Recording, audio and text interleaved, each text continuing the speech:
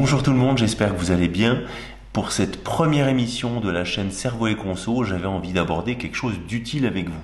Que ce soit pour les marketeurs et les communicants, une question est fondamentale. Et si vous évitiez d'être myope du point de vue marketing dans votre business?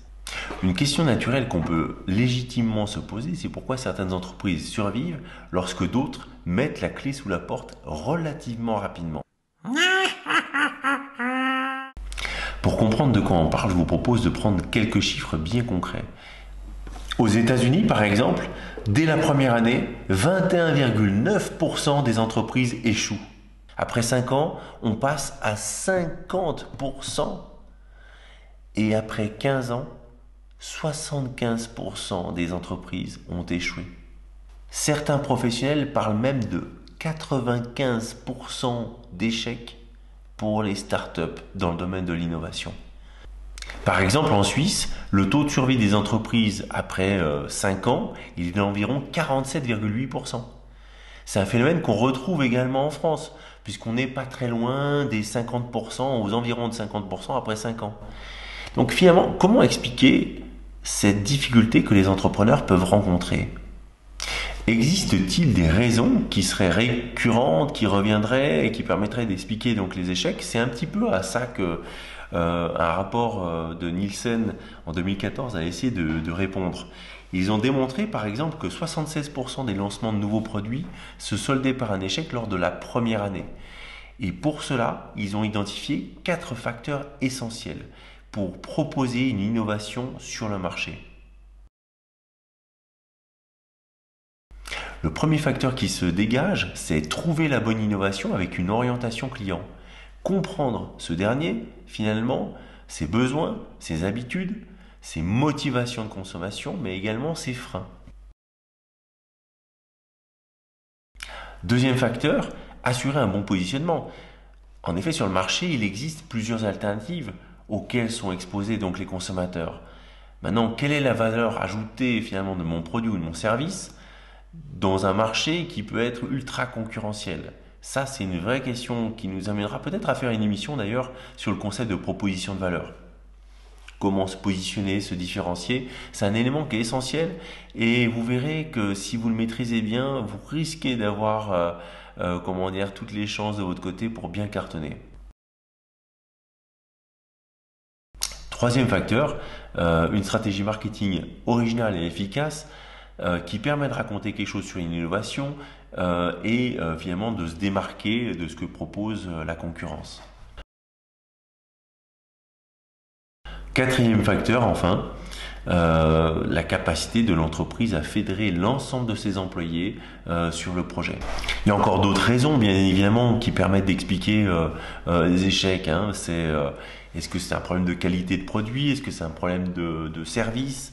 Selon certains sites professionnels, 82% des entreprises aux États-Unis échouent par manque d'argent. Ça veut dire que, en gros, ils n'ont pas assez de ressources financières à disposition et que ça s'épuise très très rapidement. On peut noter par exemple que 19% des entreprises échouent parce qu'elles ne regardent même pas ce que fait la concurrence. Alors là, vous voyez, on est vraiment dans ce qu'on appelle la myopie. Le fait donc de rentrer sur un marché et de même pas regarder les alternatives qui s'offrent aux consommateurs, ça devient problématique. Et si on se réfère encore à ces études professionnelles aux États-Unis, on s'aperçoit finalement que beaucoup d'entreprises échouent également parce que finalement le marché n'a pas besoin du produit ou du service en question. Comment est-ce possible un plantage pareil? Quel réflexe je dois adopter pour me lancer sur un marché? Ça tient en une phrase. Ne soyez pas myope. Alors laissez-moi vous raconter une petite histoire pour saisir toute la subtilité de ce concept qu'est la myopie marketing. Il faut revenir en 1988 lorsque la marque Bic, fort de ses précédents succès, le rasoir jetable, le stylo jetable, enfin bref, tous ces éléments-là, va se lancer dans une quête. Vendre un parfum jetable qui se situerait entre 20 et 25 francs, anciennement français à l'époque. Et le tout va se solder par un échec cuisant. Finalement, derrière ce flop du parfum Bic, une question émerge tout de suite. Quels étaient les freins du consommateur de l'époque? Est-ce que c'était le prix? Le consommateur avait l'habitude de payer un prix beaucoup plus conséquent pour cette catégorie de produits. On sait par exemple que sur 100% du prix d'un parfum, vous avez 90% qui va aller pour la marque, l'univers qu'elle propose à ses consommateurs, son marketing, et puis seulement 10% pour le contenu. Or là, on a un parfum Bic qui est à 3 euros et qui suscite finalement la méfiance chez ce consommateur pour la qualité même intrinsèque du produit. Deux, toujours les habitudes du consommateur par rapport à son lieu d'achat. D'habitude, on achète ça dans une parfumerie. Là, c'était vendu dans un kiosque à tabac, à côté des cigarettes. Alors oui, je sais que certains vont me dire que l'exemple du parfum Bic est un exemple très connu dans le domaine des flops de lancement de produits.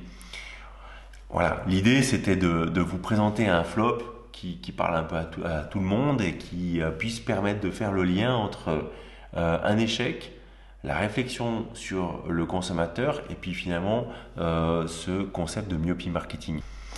Alors c'est quoi ce concept de myopie marketing? Eh bien, c'est le fait de se focaliser davantage sur les produits et les services plutôt que sur la clientèle. Et c'est un article qui a gagné un award, l'Award McKinsey en 1960. Il a eu un succès colossal. Cet article s'appelait en anglais donc Marketing Myopia. Il a été écrit par Theodore Levitt et ça a été vraiment peut-être un des articles fondateurs de la discipline du marketing. L'idée forte à l'époque de cet article reposait sur le fait que les entreprises étaient plus performantes lorsqu'elles se concentraient sur la compréhension des besoins du consommateur plutôt que de vendre tout simplement des produits.